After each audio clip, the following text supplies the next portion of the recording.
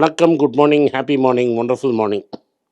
நம்ம ஹேபிட்ஸை பற்றி பேசிகிட்டு இருக்கோம். ஹேபிட்ஸ் எப்படி உங்களை பணக்காரனாக்குங்கிறதையும் நான் சொல்லிகிட்டே வரேன். இன்றைக்கி நான் உங்கள்கிட்ட என்ன சொல்லணுன்னா, கன்சிஸ்டன்சி பீட்ஸ் இன்டென்சிட்டி. இன்டென்சிட்டின்னா என்னென்னா, நீங்கள் எவ்வளோ ஹார்டாக ட்ரை பண்ணுறீங்கன்னு இருக்குது. ஒர்க் அவுட் பண்ணுறச்ச இன்டென்ஸாக ஒர்க் அவுட் பண்ணி பயங்கரமாக ஷார்ட் பர்ஸ்டில் பயங்கரமாக பண்ணுறீங்க. 20 நிமிஷம் ஓடுற இடத்துல 30 நிமிஷம் ஓடுனீங்க.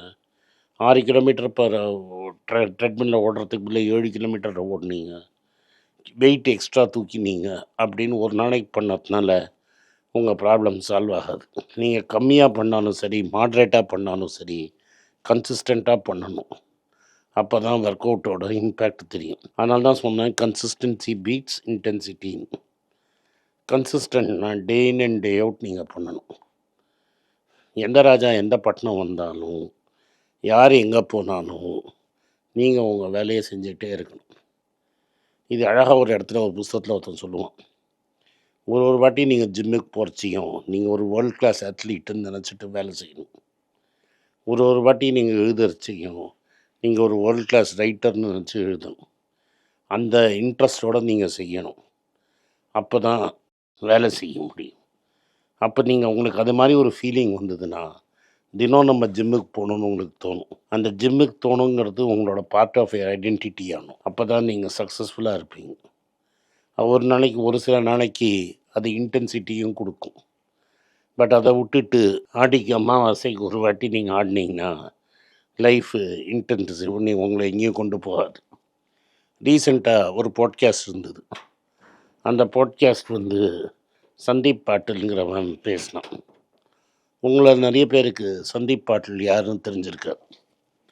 சந்தீப் பாட்டில்ங்கிறவன் இந்தியாவோட 1983 வேர்ல்ட் கப்பில் ஒரு இம்பார்ட்டண்ட் பிளேயராக இருந்தவன். அப்போல்லாம் ஒரு நல்ல அக்ரெசிவ் பேட்ஸ்மேனு.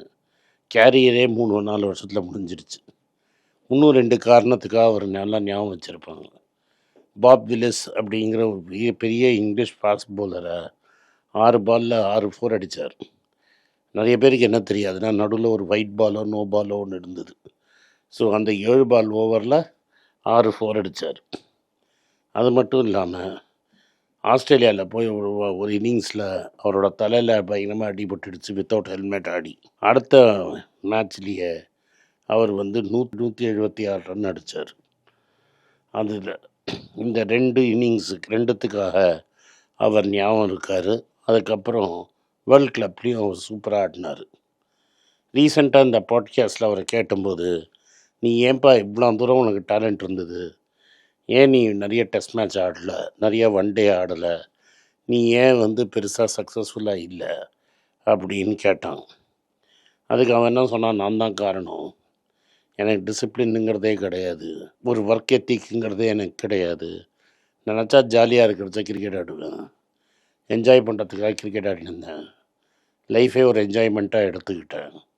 என்னை பொட்டலம் நடுவில் ஒரு சினிமா நடிக்க போனேன், என்னை பொட்டலம் பண்ணி அமிச்சிட்டாங்க, அதோட அது கேரியர் ஓவர் அப்படின்னா. அதுக்கப்புறம் அவர் என்ன பண்ணார்னா, இதெல்லாம் நம்ம பண்ணது தப்புன்னு ரியலைஸ் பண்ணி 1990s அண்டர் 19 கோச்சாக வந்தார்.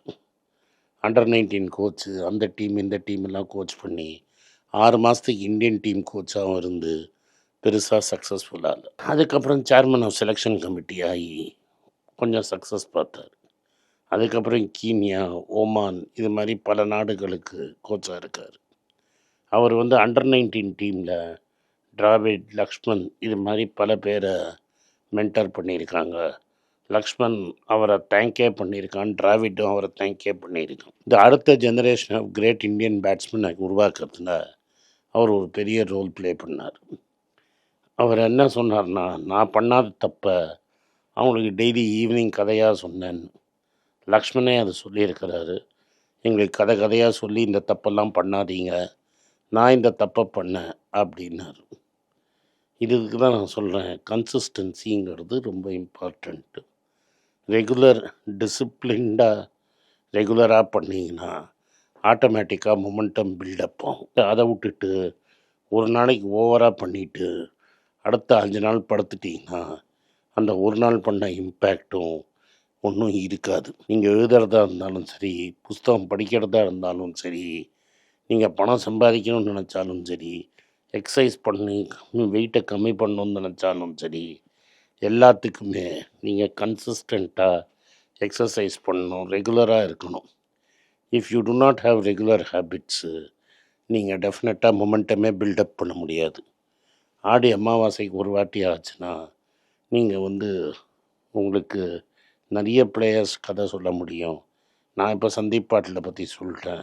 அதனால் சந்தீப் பாட்டில் கதையை பார்த்துக்கோங்க.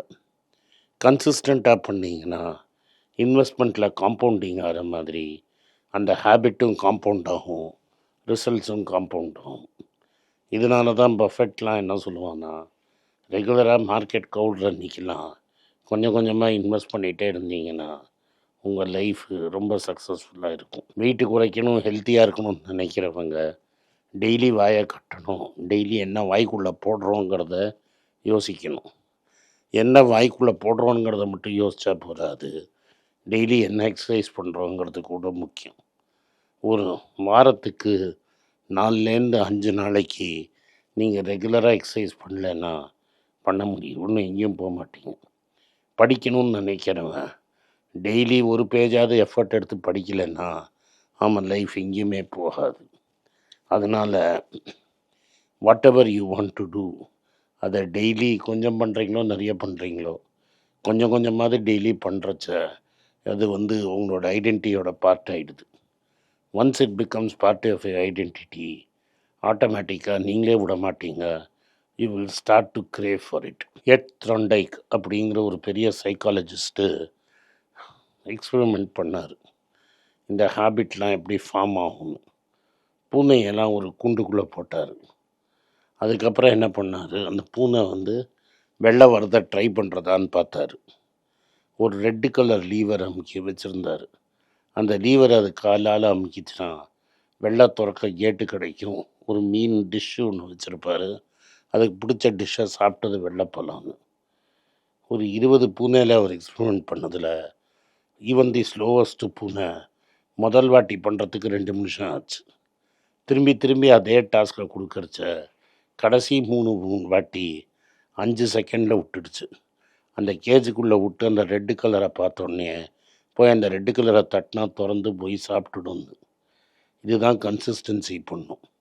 திரும்பி திரும்பி நம்ம ஒரு வேலையை செய்ய செய்ய அது நம்ம இன்னும் ஈஸியாக போயிடும். இந்த பிரெயினுங்கிறது எப்படின்னா, நிறைய டாஸ்க்கை மற்றவங்களுக்கு மாற்றி விட்ரும். ஏன்னா அது கான்சென்ட்ரேட் பண்ணால் ரொம்ப டயர்டாகிடும். கன்சிஸ்டன்சி இல்லைன்னா அந்த டாஸ்க்கை பண்ணுறதுக்கு நீங்கள் கான்சென்ட்ரேட் பண்ணுற மாதிரி இருக்கும். நீங்கள் கான்சென்ட்ரேட் பண்ணிங்கன்னா அது எனர்ஜி போயிடும். கன்சிஸ்டண்ட்டாக பண்ண பிரெயினோட யூஸே இல்லாமல் அந்த டாஸ்க்கை பண்ணிவிடுவீங்க. ஆட்டோமேட்டிக்காக உங்களுக்கு டயர்ட்னஸ் கொஞ்சம் போயிடும். ஃபஸ்ட்டு டைம் சைக்கிள் ஓட்டுறச்சா கஷ்டமாக இருக்கும். போக போக சைக்கிள் ஓட்டுறோன்னே தெரியாமல் பேசிகிட்டே ஓட்டிகிட்டு போவீங்க. ஸோ அதுதான் கன்சிஸ்டன்சி. வாழ்க்கையையும் அதை ஃபாலோ பண்ணிங்கன்னா டெஃபினட்டாக பெட்டராக இருப்பீங்க. நன்றி, வணக்கம். இந்த வீடியோ உங்களுக்கு பிடிச்சிருந்தா வீடியோவை லைக் பண்ணுங்கள், எங்கள் சேனலை சப்ஸ்கிரைப் பண்ணுங்கள், பெல் நோட்டிஃபிகேஷன் தட்டுங்க. இந்த வீடியோ முடிஞ்சால் உங்கள் சொந்தக்காரங்களுக்கும் ஃப்ரெண்ட்ஸுக்கும் அனுப்புங்க, அவங்கள பார்க்க சொல்லுங்கள். நன்றி, வணக்கம்.